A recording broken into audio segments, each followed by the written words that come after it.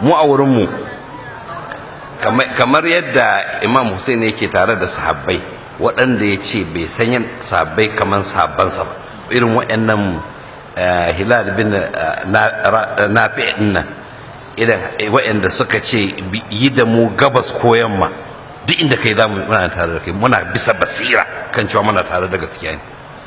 To irin wannan ne mu ma za mu dake wannan saura ɗin Imam Husain abinda ta koyar ke nasara ta wata hanya da ba a tsammani. Su suna tsammanin da ƙarfin tsiya ne da haukataku da makamai da shi ake nasara. Billahi alaikum, in mutum yana da hankali ya duba ya gani, saboda Allah, makami aka sa aka tara mutanen da kuke gani, fada aka yi, zagi aka yi, hankali da ilimi. To amma kuma me ya tattara wannan jinin Imam Husain da jinin iyalan gidansa da sabansa, shi ya tattara mutane su. Yanzu sai ana mana barazanan za a shekar da jini. Billahi alaikum, wanda yake ganin shi ba zai ba da jininsa ba, to dama ya ja baya.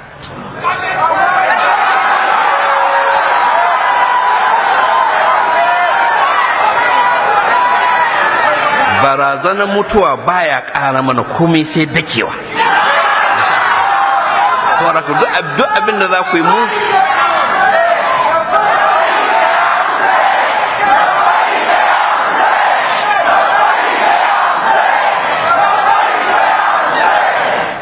in shawara za mu ba ku, sai mu ce kar ku yi kuskuren ɗaukan matakin ƙarfi. Shawara muka ba ku, amma in kuka kuskure kuka yi, to albishirinku da hasaran duniya da lahira.